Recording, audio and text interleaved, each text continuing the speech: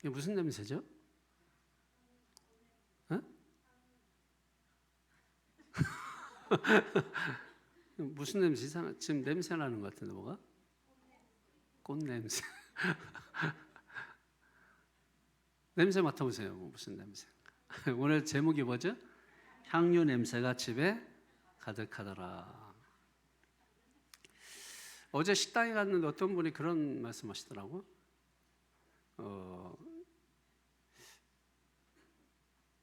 가장 질리지 않는 꽃이 뭐냐고 물어보더라고. 그러니까 집사람이 사람꽃. 그랬더니 그분은 인꽃이라고 하더라고. 그러니까 사람꽃, 사람꽃이죠. 질리지 않죠. 사람은 계속 봐도 질리지 않죠. 안 질려요? 질려요? 예, 질리지 않는 사람은 계속 봐도 안 질려. 여기 안 질리잖아 이게. 지금 저하고 30년째 보고 있는 사람이 안 질려. 정용환 장로님 볼수록 신비스럽고 예, 신기해요. 전혀 안 질려. 전혀 그냥 어제 만난 사람 같아 그냥. 예. 우리 장로님 몇 분도 마찬가지고 안 질려요. 신기해. 신기하고 신비로워요. 사람이 향기도 이렇게 나면서 또 사람이 또 부패하면 또 악취가 또 가장 또 심하잖아요. 그러니까 중요한 건 우리 안에 악취가 아니라 향기가 나야 된다. 향기가 나야 된다.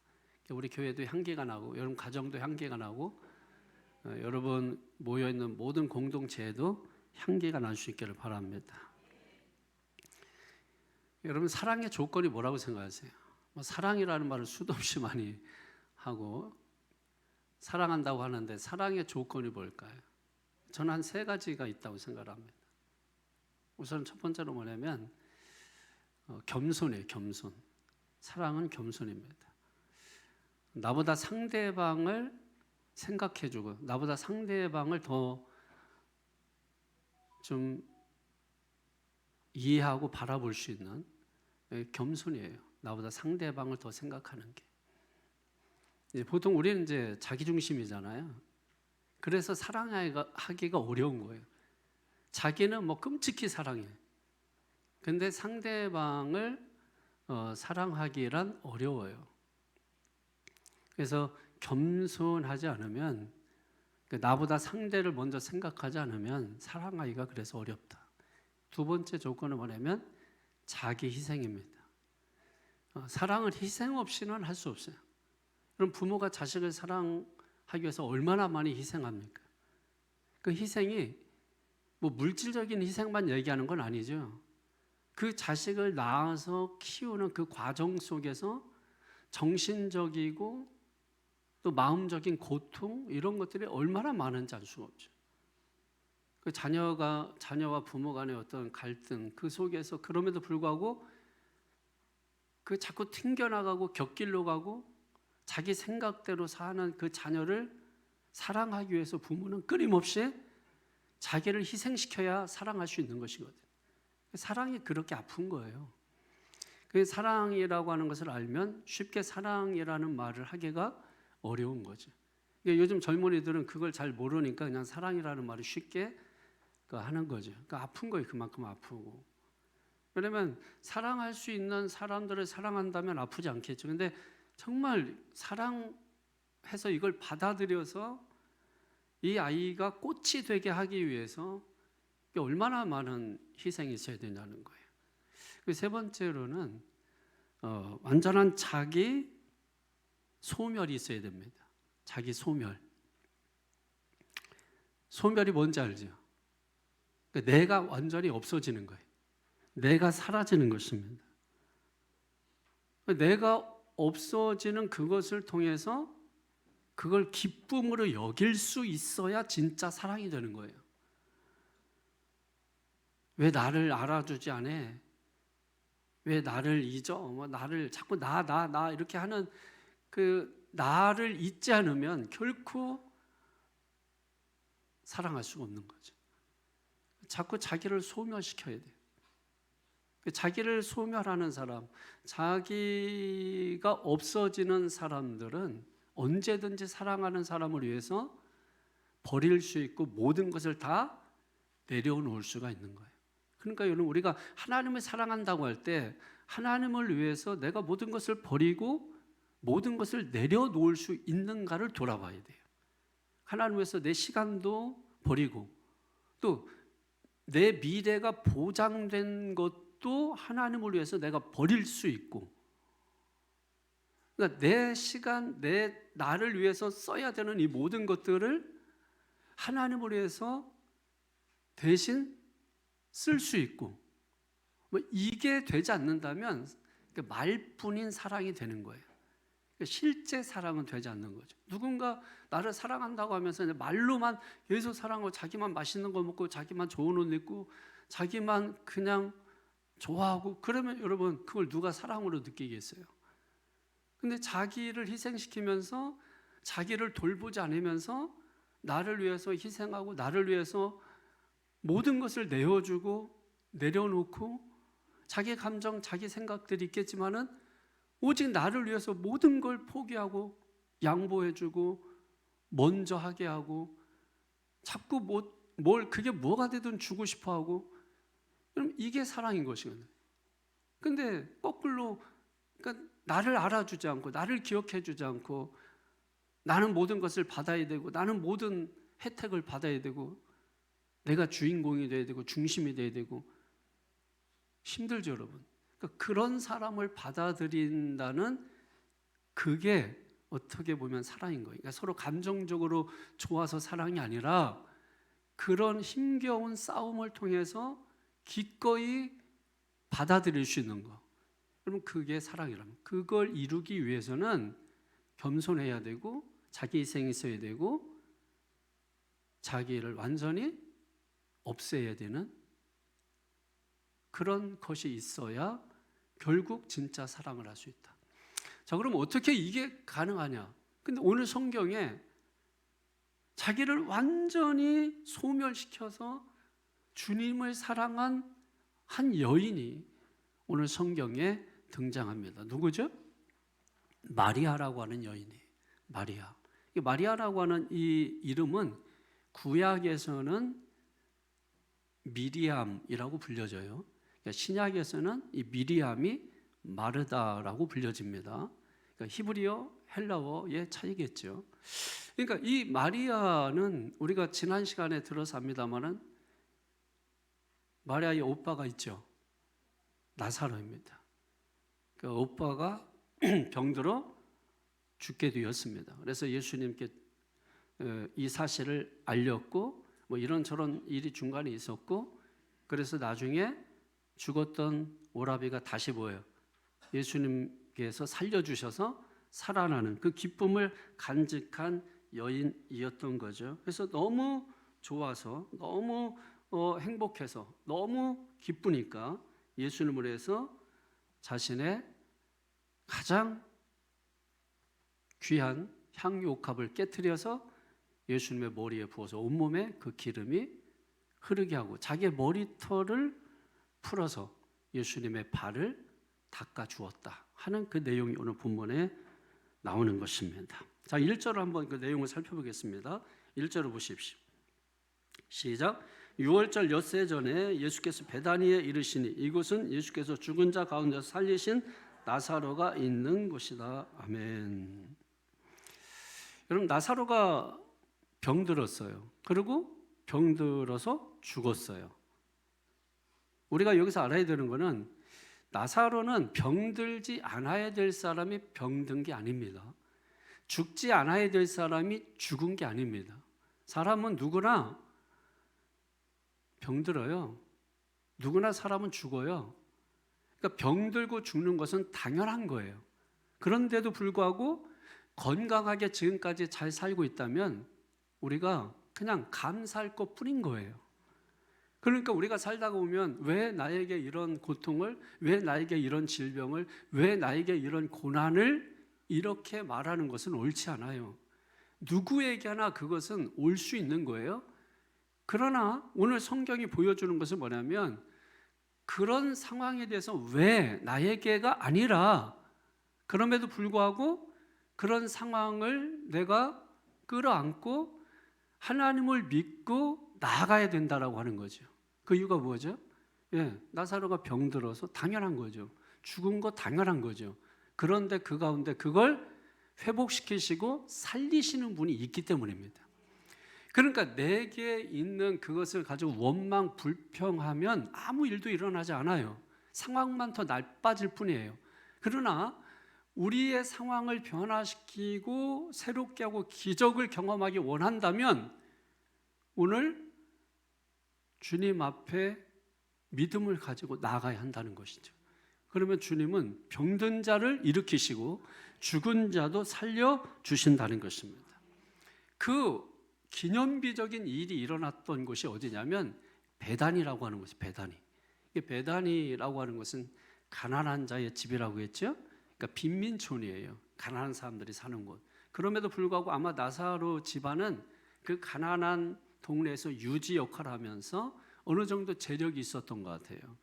그러면 향유옥합을 드리는 것이 오늘날 돈으로 환산하면 한 3천에서 5천만 원 정도 되는 그런 큰 돈이기 때문에 많은 돈을 아마 주님 앞에 쏟아 부을 수 있었던 것은 어느 정도 재력이 그들 가운데 있었던 것 같아요. 그 베단이라고 하는 이 동네는 예루살렘과 한 3km, 4km 정도 떨어진 곳에 위치해 있습니다. 자, 그런데 우리가 여기서 이제 착각하기 쉬운 게 있어요. 오늘 잔치가 벌어지는데 그 잔치가 벌어진 집이 베다니에 살고 있는 나사로의 집이라고 착각하기가 쉬워요.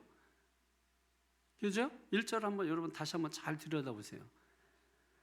6월절 엿새전에 예수께서 베다니에 이르시니 이곳은 예수께서 죽은 자 가운데서 살리신 나사로가 있는 곳이라 이렇게 되어 있기 때문에 그런 거죠.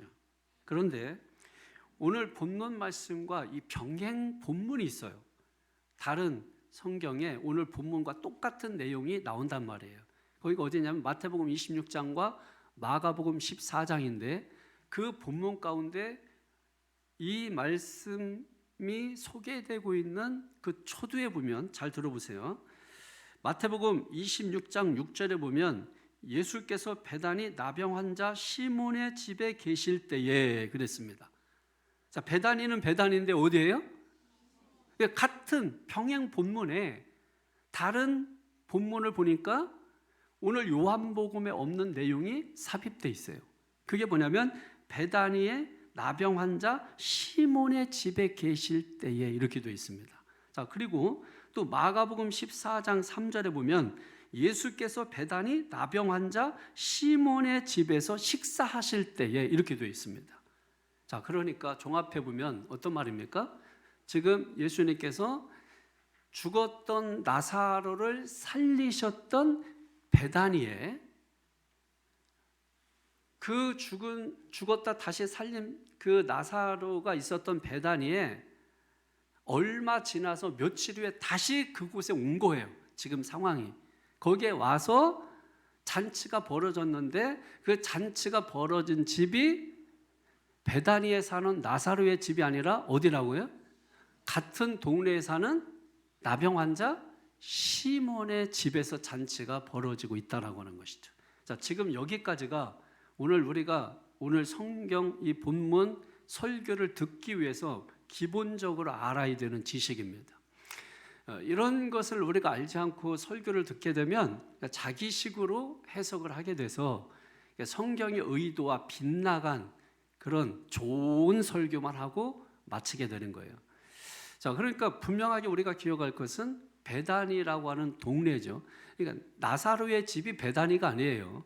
그러니까 베다니라고 하는 동네에 지금 두 인물이 살고 있는 거예요. 근데 공교롭게 이 시몬이라는 사람은 나병에 걸렸었고 예수님이 고쳐주셨고 또 나사로라는 사람은 죽었는데 다시 살려주셨어요. 그러니까 한 동네에서 너무나 좋고 기쁘고 행복한 일이 일어난 거예요. 잔치를 벌이자 같이 얘기했겠죠. 근데 어느 집에 살 거냐? 나사로 집은 자주 들리니까 이번에 시몬의 집에서 하자. 아마 그렇게 얘기가 됐을 겁니다. 자, 2절을 보십시오. 자, 시작. 거기서 예수를 위하여 잔치할세 마르다는 일을 하고 나사로는 예수와 함께 안제자 중에 있더라. 아멘. 자, 거기서 어디죠? 베다니 시몬의 집에서 예수를 위해서 지금 잔치가 벌어진 겁니다. 여러분, 잔치라는 거는 뭐 좋은 일이 있을 때 하지 뭐 슬픈데 잔치하자 뭐 이러진 않잖아요. 나병 환자로 산다는 거 부정한 병이잖아요. 사회적으로 격리돼야 되고 혼자 외롭게 고독하게 살아가야 되는 그런 형편인 것이죠.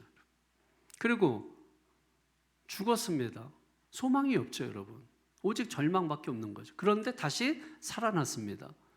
고쳐졌습니다. 얼마나 좋아요. 얼마나 기뻐요. 너무나 감격스러우니까 온 가족이 다 총출동해서 예수님을 해서 잔치를 벌이고 있는 것입니다. 그래서 거기에 보니까 이 잔치를 돕는 사람들의 이름이 나오는데 우선 나사렛 누이 마르다가 나와요. 이 마르다는 항상 일하는 여성이에요. 항상 성에 보면 열심히 일하고 서 있는 여성, 일하는 여성, 바빠요. 언제나 마르다는 그렇게 성경에 소개되고 있습니다. 그리고 나사로는 얘는 별거 할 일 하는 게 없어요. 말 한마디 없어. 성경에 나사로가 말했다는 말도 없어. 한마디 말도 없어요. 꼬다는 보리자루처럼 그냥 항상 예수님 많은 사람들과 함께 예수님 앞에 앉아 있어. 죽었다가 다시 산 은혜밖에 없어. 이런 사람 교회에 많아요. 꼬다는 보리자루처럼 이거 죽여 살려 말을 하는데 주님의 은혜 때문에 계속 붙들고 살고 있는 사람. 이 나사로 같은 사람이에요. 우리 나사로가 워낙 유명해가지고 유명하다고 다 훌륭한 거 아니라는 거 기억하세요. 나사로가 유명해. 근데 한 말도 없어 성경에. 나사로가 했다는 말이 하나도 없어 어디 성경에. 그냥 나사로 이름만 나와. 그죠? 그냥 앉아있기만 해 그냥. 나사로입니다. 마르다는 열심히 일하죠. 이게 마르다 같은 여성이 많으면 많을수록 뭐예요? 교회가 활기차고 건강하죠, 여러분. 근데 궁금하잖아요. 누가? 마리아가 안 보여. 그러니까 마리아가 안 보여. 마리아가 어디에 있을까요? 여러분 지금 제가 여러분 이게 재밌게 하려고 이게 지금 이따가 좀 세게 갈 건데 좀 처음에 지금 부드럽게 가고 있는 거예요. 자, 마리아가 지금 안 보여요. 어디 갔어요? 3절에 한번 보실까요? 3절에 시작. 마리아는 지극히 비싼 향유 그 순전한 나드 한 그릇을 가져다가 예수의 발에 붓고 자기 머리털로 그의 발을 닦으니 향유 냄새가 집에 가득하더라. 아멘. 자, 마리아는 지금 잔치의 하이라이트를 준비하고 있는 거죠. 그죠? 그 잔치에 꽃을 지금 피우기 위해서 밤새도록 특별 순서를 지금 준비를 한 겁니다. 그게 뭐냐면 지극히 비싼 향유 곧 순전한 나드 한 그릇을 가져다가 예수의 발에 붓고 자기의 머리털로 그의 발을 닦으니 엄청난 일을 지금 마리아가 하고 있는 겁니다. 지극히 비싼 향유 얼마나 비싸면은 지극히 비싼 향유라고 했을까? 아까 제가 말씀드렸죠. 이게 이제 노동자들의 1년 품삯을 의미하는 거예요. 한 푼도 쓰지 않고 1년 동안 한 푼도 쓰지 않고 일하고 모아야 모을 수 있는 그런 돈이에요. 계산해 보니까 한 3천에서 5천만 원 정도 되는 거예요. 엄청나게 큰 돈이죠. 이거를 그만큼의 가치를 예수님의 머리에 부었다는 거야. 상상이나 돼요? 얼마나 통이 크면 그렇게 할 수 있는 거예요? 얼마나 통이 크면 3천만 원, 5천만 원짜리를 머리에 부어서 바닥에 떨어지면 끝인 그것을 어떻게 부었을까? 한번 생각해 보십시오. 여러분이라면 과연 그렇게 할 수 있을까 하는 것입니다. 여러분 거기다 머리털을 가지고 이렇게 발을 씻었다 했잖아요. 여성의 머리털이 여러분 얼마나 귀해요. 돈을 엄청 들이잖아요. 머리에다가 머리 이렇게 누가 머리 와서 여러분 머리털을 이렇게 만진다고 생각해 보세요. 기분 좋아요? 오 이렇게 할 거 아니에요. 근데 다 그런 건 아니에요. 사랑하는 사람이 만지면 좋아하겠죠. 싫어하는 사람이 만지면은 싫어하겠지. 근데 그만큼 여성의 머리털은 굉장히 중요한 것이거든요. 근데 그 중요한 그 머리잖아요, 머리. 다른 건 뭐해도 머리는 건드리면 안 되잖아요. 상징적으로 보여주는 거예요. 가장 자기에게 있어서 소중한 것으로 지금 예수님의 가장 더러운, 발은 또 사람 몸에서 신체적으로 보면 위치가 가장 낮은 곳에 있잖아요. 낮으면서 가장 더러운 곳이잖아요. 그러니까 지금 이 고백도 있는 거죠. 나는 가장 비천하고 낮은 자이고 당신은 가장 높은 자입니다 하는 신앙의 고백이 지금 여기서 펼쳐지고 있는 것입니다. 그러니까 많은 양의 향유가 그 좁은 공간에 부어졌으니까 여러분 어떻습니까? 냄새가 가득하겠죠. 그 향유가 가득하더라 이렇게 지금 말씀을 하고 있습니다. 향유를 부었으니까 향유가 냄새가 가득하겠죠. 그런데 마리아의 이 향내는 단순히 향수를 부었으니까 냄새가 난다 이런 정도를 얘기하는 게 아니죠. 마리아의 지극한 헌신을 통해서 향유가 나온다는 것을 보여주는 거예요. 그러니까 헌신이 있는 곳에 뭐가 있다? 향기가 있다라는 거예요. 그러니까 마리아의 헌신은 바로 마리아가 주님 앞에 향유 옥합을 깨트려 드린 것은 마리아의 헌신을 의미하는 거예요. 헌신이 있는 곳에 뭐가 있는 거예요?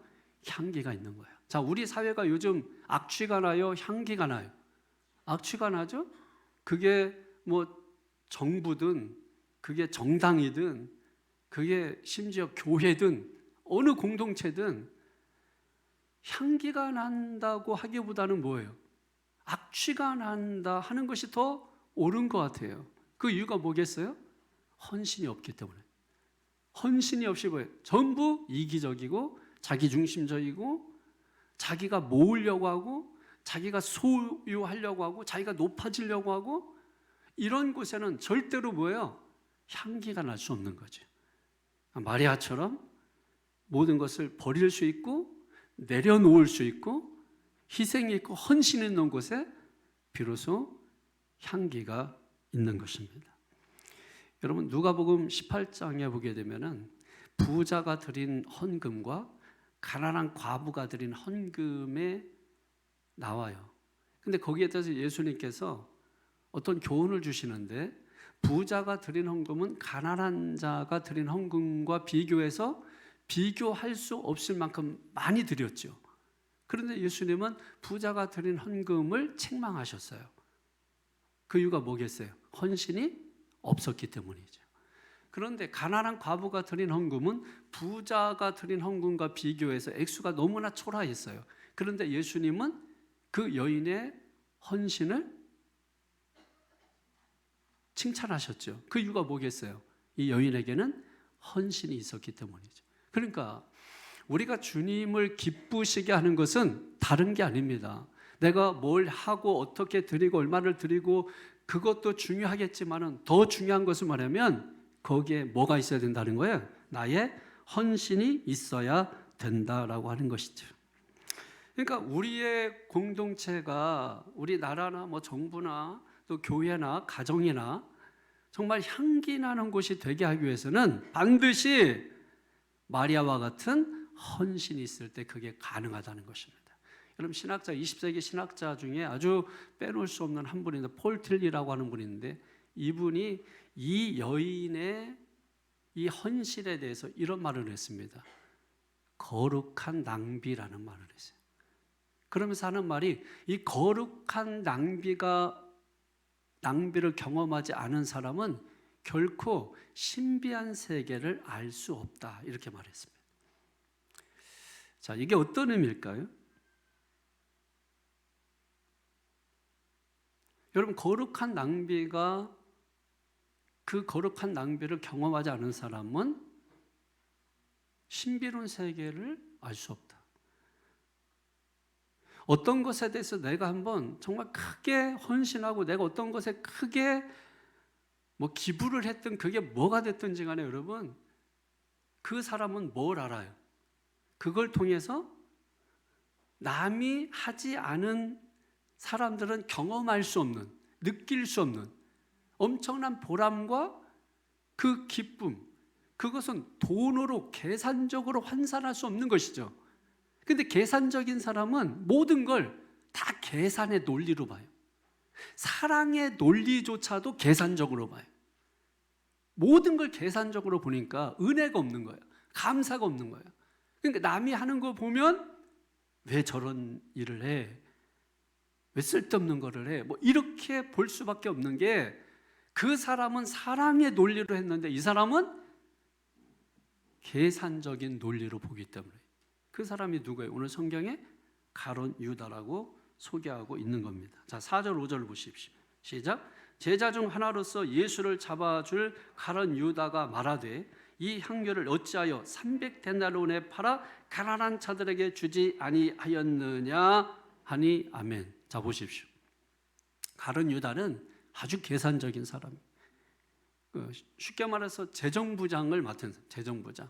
그 제자들 가운데 재정을 담당하는 이런 일을 했던 사람이에요.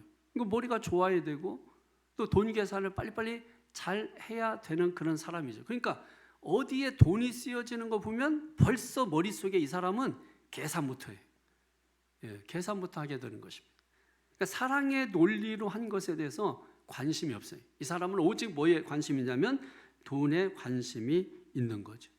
그러니까 마리아의 이 행동을 보고 허비한다, 낭비한다 하면서 막 분개하고 그러면서 책망까지 하는 겁니다.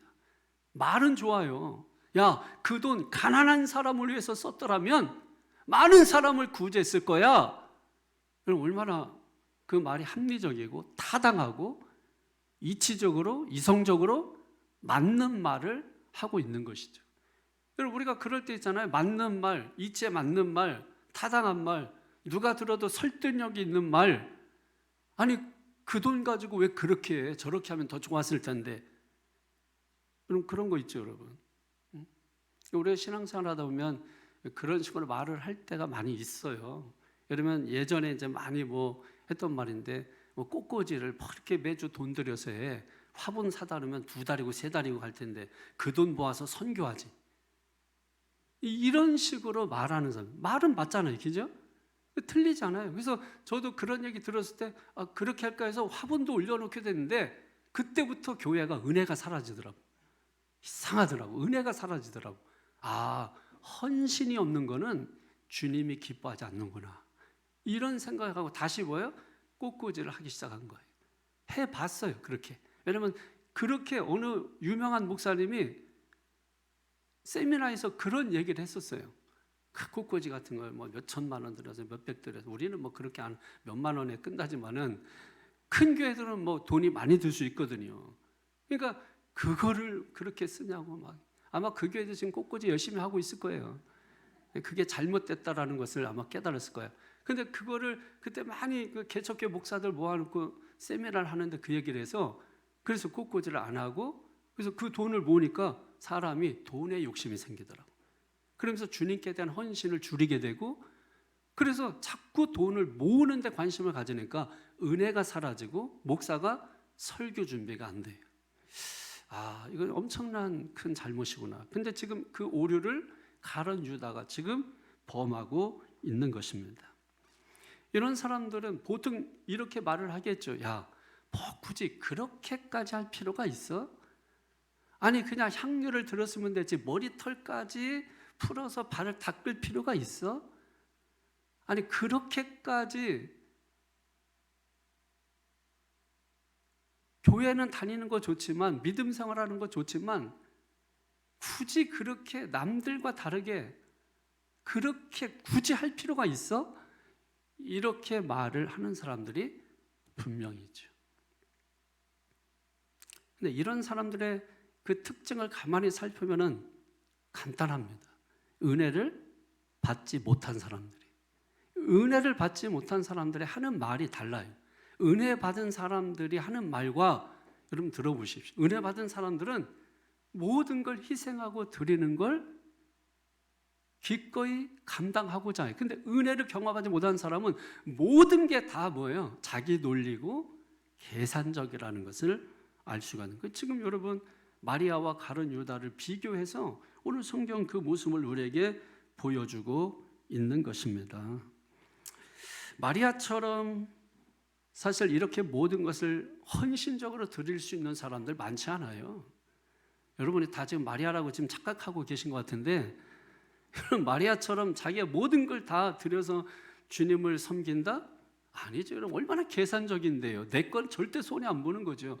내가 하나님 앞에 예물을 드려도 전혀 도움이 없는, 내 마음조차 움직일 수 없는, 그러니까 있어도 그만 없어도 되는 정도를 드리지, 이거 드리면 이번 주 우리 가족 굶어 죽는데, 이거 드리면 여행 가는 게 숲으로 들어가는데, 이거 드리면 이번 주 집 계약 못 하는데, 이렇게 하면서 드리는 사람 거의 없습니다. 다 할 만해서 드리는 거고 할 수 있는 만큼에서 드리는 거예요. 그런데도 불구하고 드리는 것의 자체에 부담을 갖는 사람들이 많죠, 여러분. 그건 거꾸로 생각하면 사랑이 없는 거죠, 여러분. 사랑이 있다면 계산이 됩니까? 그럼 사랑하는 사람한테 계산돼요? 계산하면서 아이고 뭐 먹으려고 할 때도 이거 너무 비싼데 아이고 뭐 떡볶이집 골라다니고, 여러분 그러면 나 사랑받고 있구나 이런 느낌 받겠어요? 분명히 돈도 없는데 가진 것도 별로 없는 거 내가 아는데 뭐 이렇게 쓸러 가고 그냥 뭐 비싼 거 먹고 이러면은 그렇게 하지 않아도 된다고 오히려 상대가 여러분 말려줄 거 아니에요. 근데 내가 스스로 알아서 줄여가고 내가 스스로 여러분 아끼고 그러면 상대가 저 사람이 나를 그렇게 사랑하지는 않는구나 이렇게 느낄 거 아닙니까? 만약에 다른 사람이 여러분을 그렇게 사랑하기를 바라서 그러는 겁니까? 뭘 하려고 해도 안 하고 뭐 했는데 그걸 왜 그렇게 많이 했냐고 하고 그렇게 여러분을 사랑한다면 좋겠어요? 아니잖아요. 그러니까 그만큼 우리는 자기중심적이라는 거예요. 이기적이라는 거예요. 그래서 겸손, 나보다 남을 먼저 생각하지 못하고 남보다 나를 먼저 생각하고, 그래서 이 사람이 생각하는 성공이라는 거는 남들과 비교해서 더 높은 자리에 가고 남들과 비교해서 더 많이 소유하고 남들과 비교해서 더 많이 가지고 있는 것을 성공이라고 생각하는 거예요. 이걸 위해서 일생을 다 소비하는 겁니다. 그런데 성경에서 말하는 성공이라고 하는 것은 그게 아니죠. 초두에 말씀드렸던 것처럼 내가 많이 내려놓는 것을 말하는 것입니다. 버린 사람을 성경은 성공했다고 말하는 것입니다. 대표적으로 사도 바울을 보십시오. 그가 가진 게 얼마나 많아요. 그가 누릴 수 있는 게 얼마나 많아요. 누릴 수 있지만, 가져서 얼마든지 배부를 수 있지만 그 모든 것을 다 배설물로 여겼다고 했잖아요. 이런 사람을 성경은 성공했다, 성공한 사람이다, 여러분 이렇게 말하는 것입니다. 오늘 마리아는 여성이면서도 불구하고, 사실 여성들이 교회에서 이렇게 일하는 것도 보면 통이 커요. 남성들은 사실 드리지도 못해요. 뒤쫓아가고. 근데 남성이 먼저 앞서는 집이 있다 그러면 대단한 집안인 거예요. 그런 경우는 보통은 남성들은 속이 좁아요. 통이 안 커요. 다 여성들이 대부분 보면은. 그 마리아도 지금 뭐예요? 통 큰 헌신을 했잖아요. 근데 사실 통 큰 헌신할 때는 타이밍이 중요하거든요. 타이밍이 굉장히 중요합니다. 이 마리아가 통 큰 헌신할 때 그 타이밍이 언제예요? 6월절 엿새 전에. 그때가 언제입니까? 이제 예수님께서 십자가에 못 박혀 죽기 직전인 것이죠, 여러분. 그 타이밍에 마리아가 이와 같은 일을 한 것이죠. 그래서 예수님께서 이 마리아의 한 일에 대해서 이렇게 말씀하고 있습니다. 7절, 8절 시작. 예수께서 이르시되 그를 가만두어 나의 장래한 날을 위하여 그것을 간직하게 하라. 가난한 자들은 항상 너희와 함께 있거니와 나는 항상 있지 아니하니라. 아멘. 자, 여러분, 지금 나사로가 마리아의 한 일에 대하여 지금 자기가 갑자기 분노해. 자기 것도 아닌데. 여러분, 자기 것도 아닌데 막 분개하고 있어. 그러면서 책망까지 해. 거기에 대해서 예수님은 가룟 유다하고 토론하지 않고 가룟 유다를 제어하시면서 말씀하신 게 이 말씀이에요. 내버려 두라는 겁니다. 이 마리아가 한 행동은 나의 장래를 위해서 한 행동이라는 거예요. 가난한 자를 돕는 것은 일생 동안 해야 할 일이지만 지금은 전혀 다른 상황이고 전혀 다른 문제이기 때문에 가난한 자를 돕는다는 이야기는 여기서 하지 말라는 것입니다. 그리고 오히려 예수님은 이 무모한 낭비를 한 이 여인에 대해서 칭찬을 해 주셨어요. 자, 오늘 본문과 병행 구절인 마가복음 14장 6절에 보면 이렇게 칭찬합니다. 그가 내게 좋은 일을 하였느니라. 좋은 일은 뭐예요? 아름다운 일을 말하는 것입니다. 그러니까 이 여인이 한 일은 가룟 유다가 볼 때는 분개할 만한 일이고 책망할 만한 일인데 예수님이 보실 때는 이 여인이 한 일은 내게 대하여 아름다운 일을 했다라는 것이죠. 그리고 마태복음 26장 13절 여기도 병행 구절입니다. 내가 진실로 너에게 이르노니 온 천하에 어디서든지 이 복음이 전파되는 곳에서는 이 여자가 행한 일도 말하여 그를 기억하리라 하시니라. 그 지금 예수님께서 이 무모한 행동을 한 이 여인을 칭찬하시면서 나에게 아름다운 일을 했다. 그러면서 이 여인이 한 이 일은 복음이 전파되는 어디서든지 간에 이 여인도 함께 전파되어야 된다. 지금 이 말씀을 하고 그 말씀 때문에 지금 2000년이 지난 지금도 제가 이 시간에 마리아 이야기를 하고 있는 것입니다. 저뿐만이겠어요? 이 마리아의 헌신 예배 때마다 이 마리아 향유옥함 이야기가 각 교회에서 전해지고 있지 않습니까? 그만큼 예수님께서 이 여인이 한 일을 의미 있게 생각하고 또 기쁘게 생각을 한 것입니다. 자, 그런데 궁금한 것은 마리아가 과연 예수님께서 이렇게 말씀하셨던 것처럼 정말 자신이 하는 이 일이 예수님이 앞으로 다가올 장래를 위해서 이 향유옥합을 쏟아붓는다는 것을 본인이 알고서 이 일을 행했을까라고 하는 것입니다. 어떨까요, 여러분? 예수는 분명히 그냥 내버려 두어라. 이 여인은 나를 위해서 지금 아름다운 일을 하고 있다. 그게 뭡니까? 내 장래를 위해서 기름을 붓고 있는 것이다. 이렇게 말씀하셨단 말이에요. 그러면 그렇게 말씀하신 것처럼 마리아도 똑같이 예, 그렇습니다. 제가 그걸 미리 알고 향유옥합을 깨뜨려 주님 앞에 다 쏟아붓고 있는 것입니다. 라고 할 만큼 마리아는 알고 행했느냐는 거예요. 자, 여기서 중요한 게 뭘까요? 그걸 알았느냐 몰랐느냐 이것보다도 중요한 것은 알았든 몰랐든 마리아는 뭡니까? 마리아는 지금 그 일을 위해서 향유옥합을 쏟아붓고 있는 것이다 라고 하는 것이에요. 근데 여러분 공동번역 성경이나 이런데 오늘 본문의 말씀을 그 공동번역 성경 관점에서 보게 되면 마리아가 짐작하건대 아마 그런 느낌을 가지고 있었다라고 하는 것을 알 수가 있어요. 그러니까 그런 느낌도 있었고 그 다음에 자기 오라비를 살려주신 그 은혜도 너무나 감사하고 또 예수님의 존재에 대해서 아주 존경하는 마음이 있었고 그 예수님의 어떤 정체, 예수님의 그 가치를 이 마리아는 잘 알고 있었던 것이죠. 그러니까 신앙이라고 하는 건 다른 게 아니에요. 신앙은 예수님의 존재 가치를 우리가 아는 게 신앙이에요. 그 가치를 알면 가격은 의미가 없어지는 거예요. 사람들은 가치를 모르기 때문에 가격에 목숨을 거는 거죠. 근데 가치를 알면 가격은 의미가 없어지는 것입니다. 그러니까 이 마리아는 예수님에 대한 가치를 안 거고 가룟 유다는 예수님의 정체나 가치를 잘 모른 것입니다. 그러니까 오히려 분개하고 책망하고 있었던 것이죠.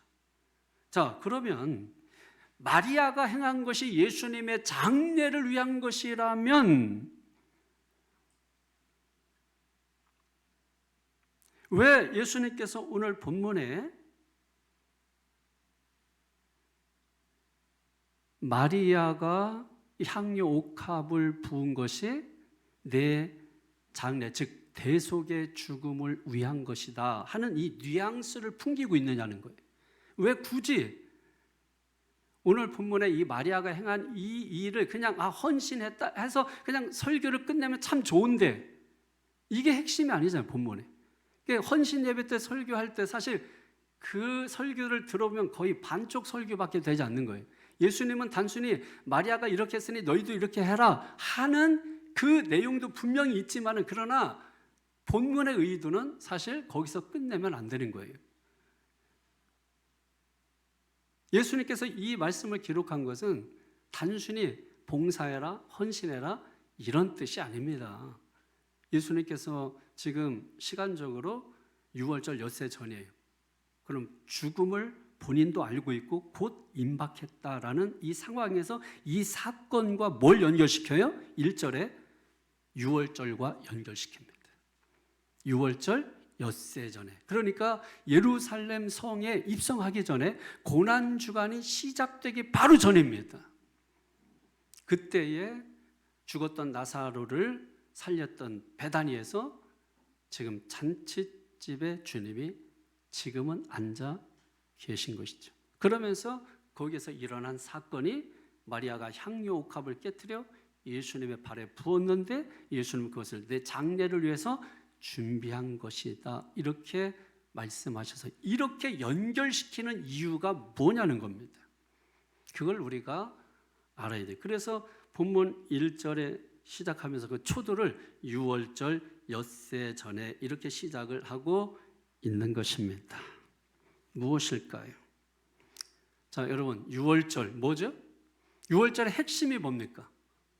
패스오버.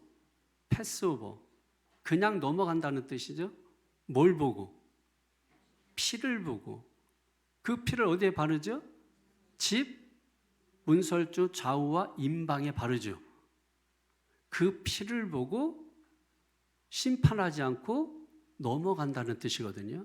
뭘 보고? 피를 보고. 6월절의 핵심은 뭐냐면 그 피를 흘리는 어린 양 예수 그리스도의 피가 핵심인 거예요. 그러니까 6월절에 어린 양을 잡아서 피를 흘렸죠. 자, 6월절 엿새 전에라고 하면서 지금 떠오르게 하고 있는 것입니다. 무엇이 떠오르게 하고 있는 거죠? 6월절에 어린 양의 피를 떠올리게 하는 거예요. 그 어린 양이신 예수님께서 이제 앞으로 뭐예요? 엿새 후에는 그 어린 양처럼 십자가에서 피를 흘려서 돌아가실 것이죠. 그 피를 중요한 것은 뭐예요? 우리 몸에 묻히느냐 묻히지 않느냐 이게 기준인 거죠. 그게 심판의 기준이에요. 그 피가 내 몸에 묻느냐 묻지 않느냐 그게 기준이에요. 이 마리아가 향유 옥합을 깨트려서 모든 것을 다 쏟아 붓습니다. 자, 예수님께서 십자가에 달리셔서 모든 피와 물을 다 쏟아 붓습니다. 이미지가 지금 겹치면서 떠오르지 않습니까? 지금 사도 요한은 지금 요한복음은 마태, 마가, 누가복음과는 차원이 좀 다릅니다. 그러면 요한복음은 마태, 마가, 누가가 기록하고 한 30년, 40년 후에 뭔가 부족하다고 느껴져서 이 복음서를 종합적으로 신학적으로 교리적으로 이 부분을 채워서 기록한 게 요한복음이에요.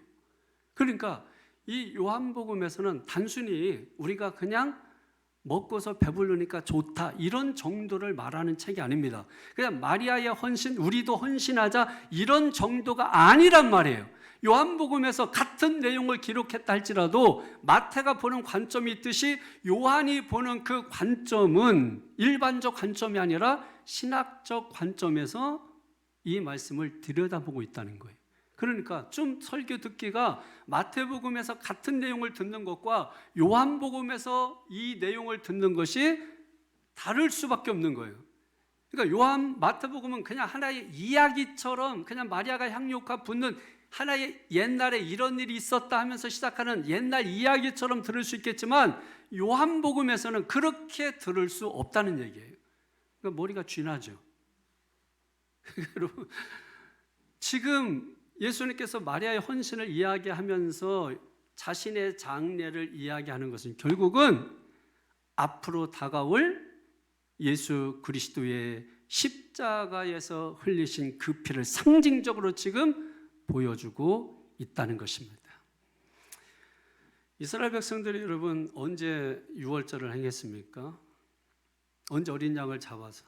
자, 이스라엘 백성들이 출애굽 어떻게 시작했습니까? 그 시작이 뭐예요? 애굽에 종살이했죠.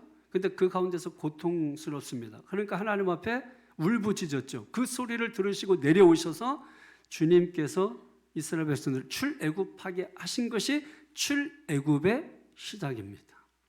그래서 하나님이 광야로 이끌어내시고 그 광야에서 40년 동안 메추라기 만나를 먹이시고 반석에서 생수를 끄집어내셔서 40년 동안 마시게 해주셨다. 그런데 대표적으로 가데스 바네아라고 하는 곳에서 이스라엘 백성들이 가나안 땅을 정탐하고 원망 불평하면서 250만 명이나 되는 사람들이 부정적인 보고를 받고 그날 성경에 의하면 밤새도록 통곡하면서 울었다고 했어요. 누가? 하나님의 백성이.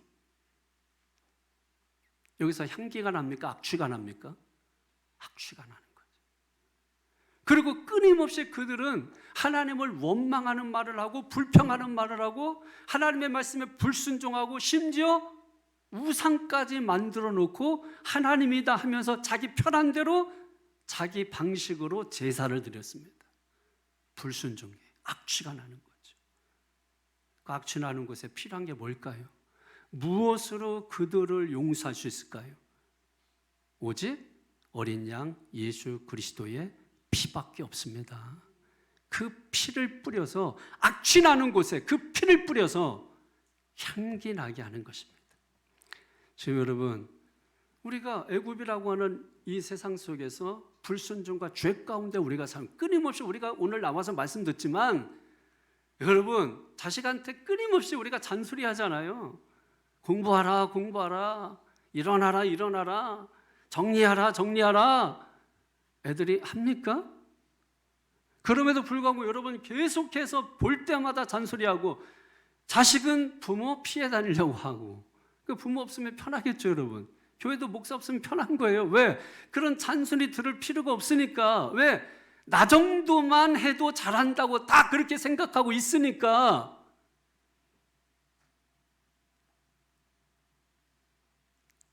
하나님 오실 때 여러분 그 현장에 그 상황이 냄새나는 거죠.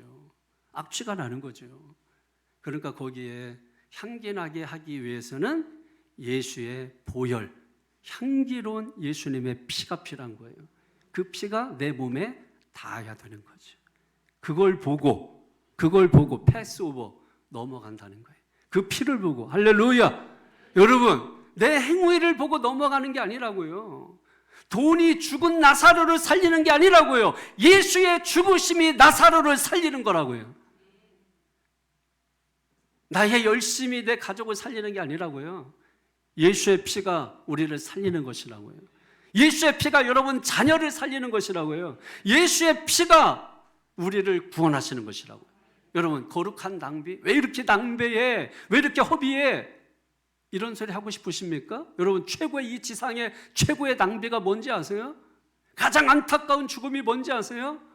가장 아까운 죽음이 뭔지 아세요? 33살 그 젊은 나이에 자신의 죄도 없이 모든 인류의 죄를 대신해서 십자가에 죽으신 그 십자가의 죽으심이 가장 최대의 낭비입니다.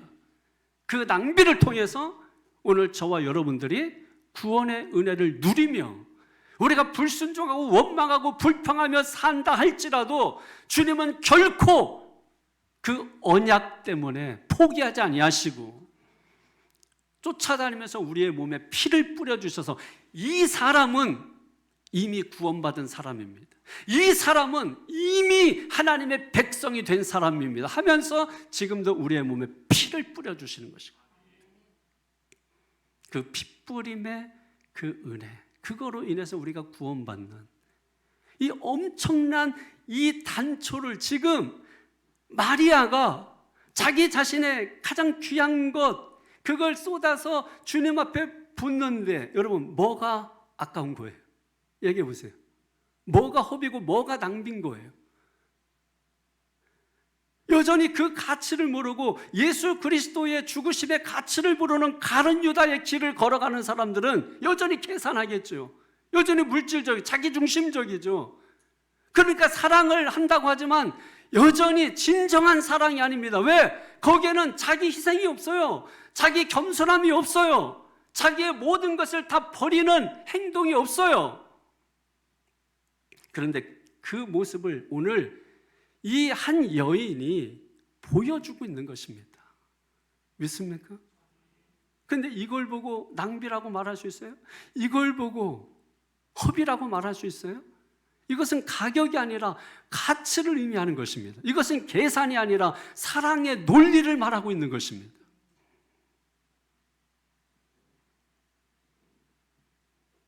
하나님께서 우리를 어떻게 사랑하셨어요? 독생자, 외아들, 저와 여러분들을 위해서 내어주셨잖아요. 심지어 그 아들을 십자가에 못 박아 매달았다고요. 그것보다 더 큰 사랑이 어디 있겠습니까? 물질이 아니라 내가 가진 일부 소유가 아니라 내 자식을 십자가에 매달았다고요. 자신을 위해서가 아니라 하나님의 사랑의 대상은 언제나 우리예요. 여러분, 예수님을 세상에 내어준 게 하나님을 위한 게 아니에요. 하나님은 언제나 그 사랑의 대상이 저와 여러분이에요. 우리를 위해서 예수님께서, 하나님께서 그 아들을 십자가에 내어주신 것이에요. 그 사랑을 우리가 어떻게 낭비라고 말할 수 있고 어떻게 허비라고 말할 수 있고, 이걸 알지 못하면 하나님 왜 외아들을 보냈냐고, 왜 십자가에 못 박았냐고, 왜 죄도 없는데 왜 그렇게 했냐고, 계산적으로 논리적으로 타당하다고 우리가 그것을 말할 수 있겠죠. 사랑하는 성도 여러분, 마리아의 길을 갈 것인가 가룟 유다의 길을 갈 것인가 결정하십시오. 지금도 우리가 예수 믿으면서 이러쿵저러쿵 말은 잘합니다. 틀린 말은 아니에요. 그런데 은혜가 없어요. 지금 잔치가 벌어지고 있잖아요. 그럼 얼마나 좋아요. 그러면 흥을 돋구게 하고 향기나게 해야죠. 그런데 가룟 유다 같은 사람 지금 잔치하고 막 기뻐하고 있는데, 막 은혜 받았다고 좋아하고 있는데 거기다 뭐예요? 죄를 뿌리는 거예요. 악취나게 하고. 지금 우리 교회 향기 나지 않습니까? 좋잖아요. 지금 향기가 가득하죠? 비염이라 지금 이게 향기가 가득하잖아요. 너무 좋아요, 요즘. 너무 좋아. 이 울타리 이 깨질까봐 사실 조마조마하거든요.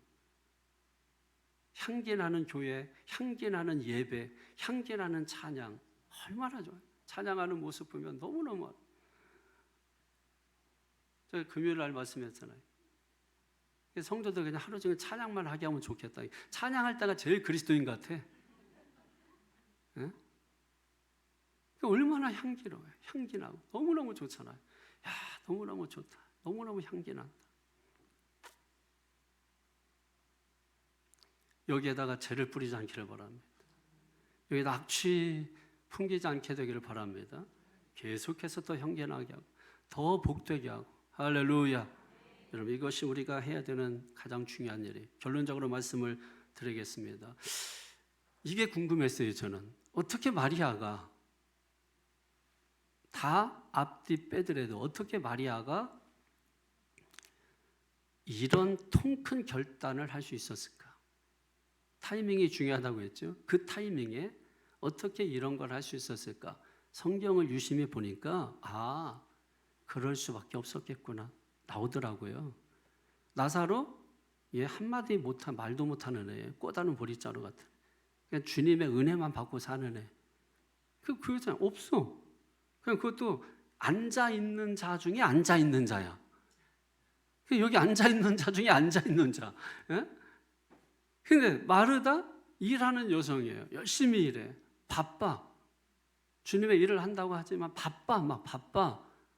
예수님께서 아마 마르다야 좀 바쁜 것도 좋은데 얘기 좀 하자. 아니 주님 바빠서 지금 안 돼요. 아마 이렇게 말할 거예요. 보면은 막 바쁜 사람이잖아요.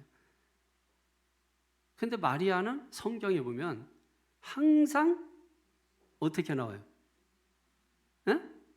정확히 표현해 보세요. 맞아요. 근데 정확히 표현해 보세요. 예수님의 발. 여기 맞았는데. 네. 맞아요. 발치.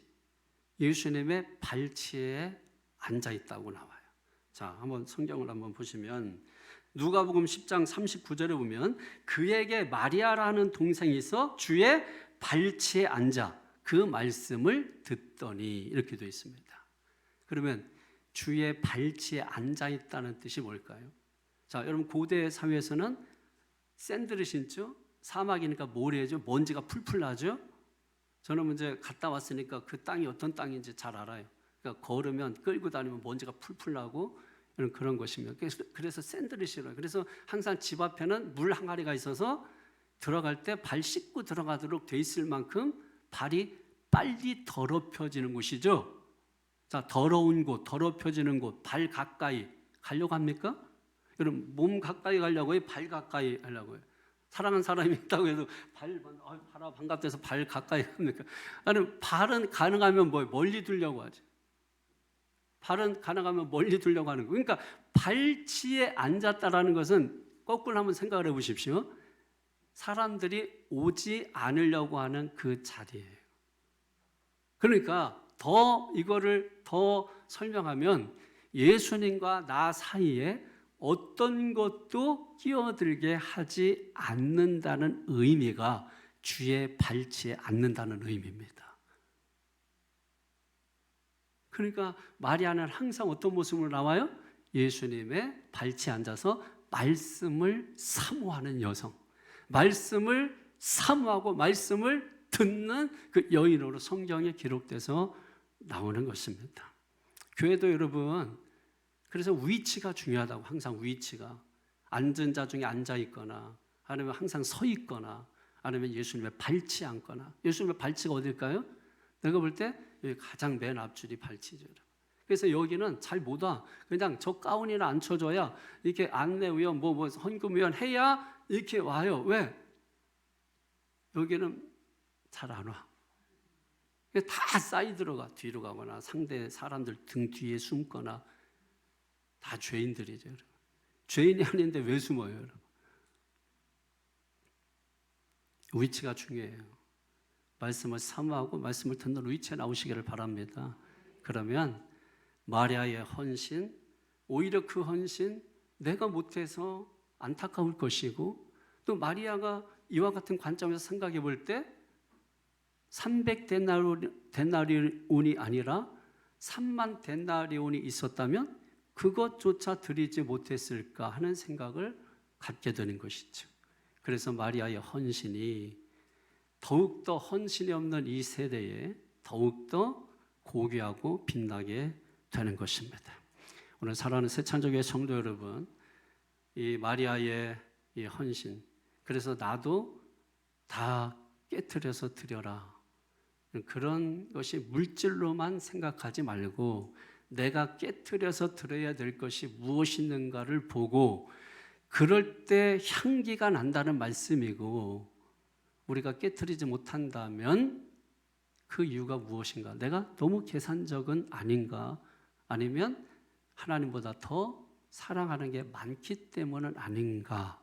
이걸 돌아보면서 오늘 보다 더 헌신을 꿈꾸고 헌신을 생각할 수 있는 저와 여러분의 삶이 되시기를, 그래서 우리 교회를 더욱더 향기나게 하고 우리 공동체를 더욱더 향기나게 하는 이런 은혜로운 삶이 있으시기를 주님의 이름으로 축원합니다. 기도하겠습니다. 거룩하신 아버지 하나님, 주께서 함께 하시고 은혜 주시고 축복해 주셔서 오늘 요한복음 12장의 말씀을 우리로 하여금 집중해서 귀담아 듣게 하시니 감사합니다. 헌신이 있는 곳에 향기가 있음을 알 수 있습니다. 예수님의 희생이 있는 곳에 구원의 향기가 있습니다. 그러므로 이제는 내 차례입니다. 우리의 희생을 통하여 가정에 향기가 나게 하시고, 우리의 희생을 통하여 교회가 향기 나게 하시고, 우리의 희생을 통하여 우리의 공동체가, 이 나라가 향기 나는 복된 삶이 이루어지기를 간절히 소원하며 예수님의 이름으로 기도하옵나이다. 아멘.